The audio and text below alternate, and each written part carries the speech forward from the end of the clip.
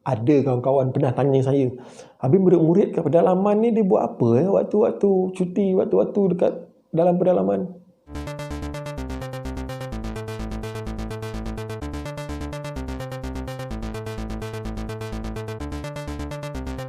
Assalamualaikum, selamat datang ke channel Syed Judin Sembang.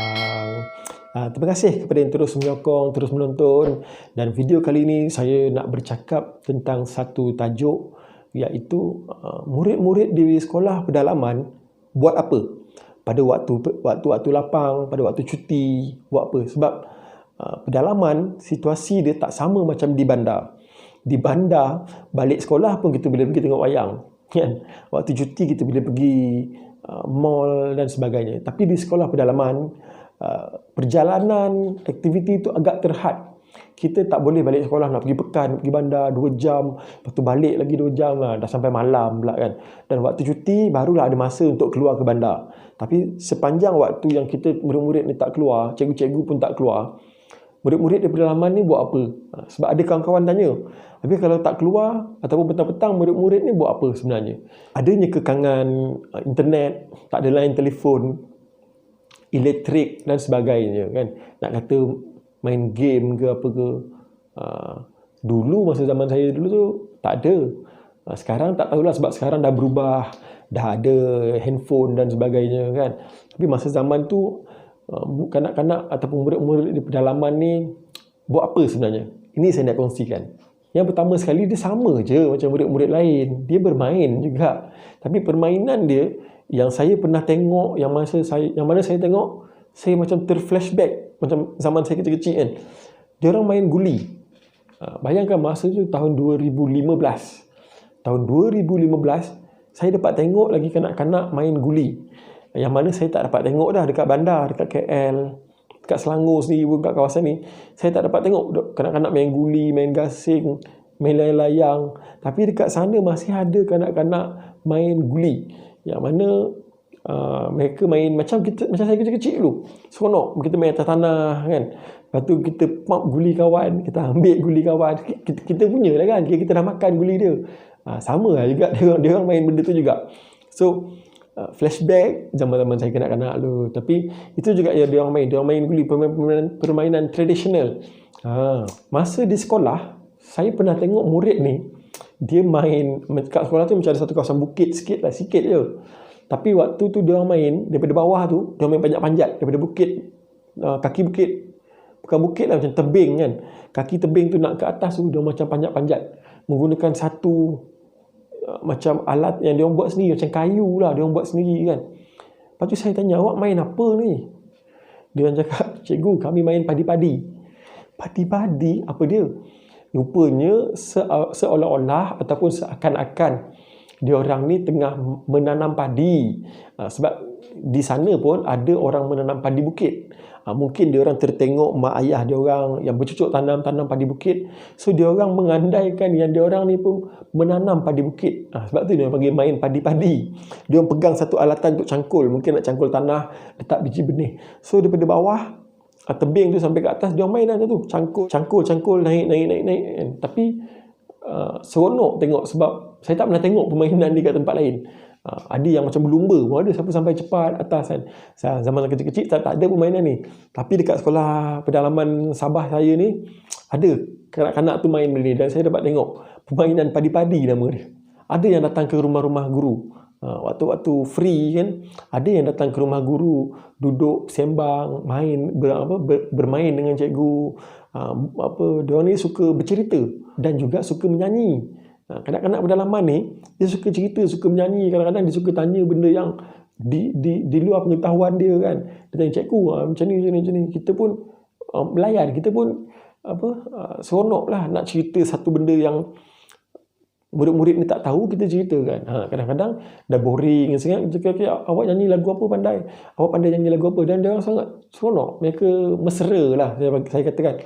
Mesra dengan cikgu-cikgu ni.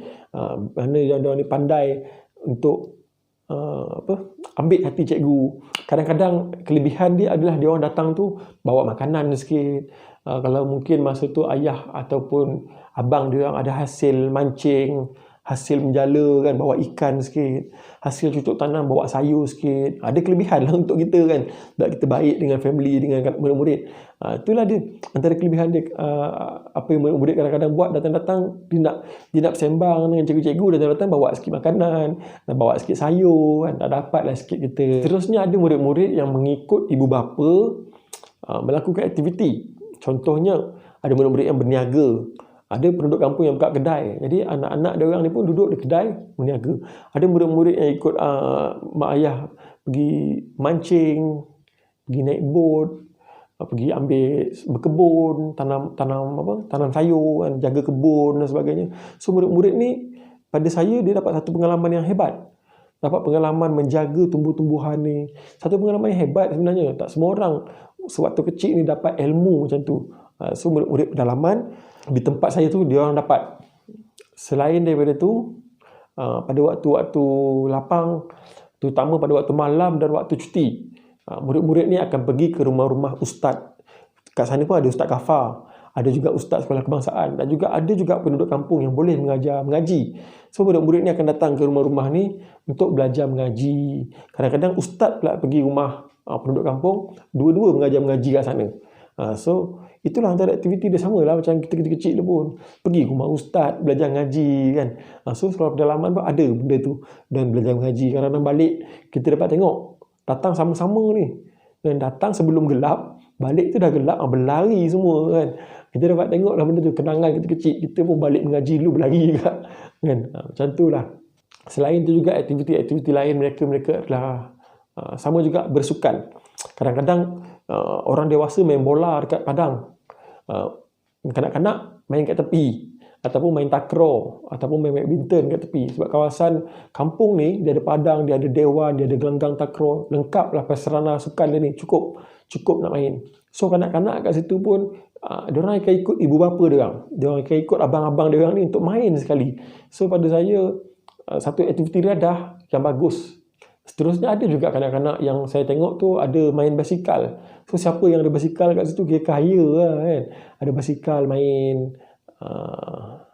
Dan ada video game pada waktu tu. Yang mana video game ni bukanlah yang ori kat kedai tu kan, yang cas pun cas waktu malam lah bila generator dia orang buka. Lepas tu main sekejap, tapi lebih video game lama macam zaman Mario macam tu kan. Ada yang main benda-benda tu dulu di dalam kampung. Cuma tak ramai pada waktu tu. Sekarang saya rasa mungkin dah ramai lah kot. Dah moden sikit kan. Dulu 2015, 2014 tak ramai. Kesimpulannya dekat sini, untuk saya dia adalah satu pengalaman hidup, pengalaman yang mana saya dapat melihat beberapa aktiviti murid-murid ni flashback seperti aktiviti saya zaman kanak-kanak, dan saya dapat melihat betapa bersyukurnya kanak-kanak yang di luar sana yang beruntung yang boleh buat macam-macam aktiviti lebih banyak kan, berbanding dengan murid-murid pedalaman ni aktiviti terhad, tetapi mereka tetap seronok, mereka tetap bersyukur, dan mereka tetap melalui zaman kanak-kanak mereka ni dengan penuh enjoynya. Jadi untuk murid-murid kanak-kanak, sebab zaman kanak-kanak ni dia sekali je. Itulah zaman kanak-kanak kita yang akan bawa sampai ke tua kan. Itulah pengalaman yang kita ingat, kita akan ingat sampai tua-tua. Jadi murid-murid ni dia akan rasa zaman kanak-kanak dia cukup seronok dengan aktiviti-aktiviti seperti itu. Tak kisahlah kanak-kanak tu dari mana pun, kanak-kanak sebenarnya naluri dia memang bermain. Terima kasih kepada yang menonton. Itulah sedikit perkongsian saya untuk video kali ini tentang murid-murid pedalaman buat apa sebenarnya. Jadi itulah aktiviti-aktiviti yang sempat saya tengok, yang dapat saya kongsikan antara aktiviti bekas anak-anak murid saya, kanak-kanak di pedalaman, apa yang diorang buat. Jadi itu sahaja untuk video kali ini. InsyaAllah kita jumpa lagi untuk video akan datang. Semoga ada manfaat. Teruskan menonton dan teruskan menyokong channel saya. Terima kasih. Kita jumpa lagi. Assalamualaikum. Bye-bye.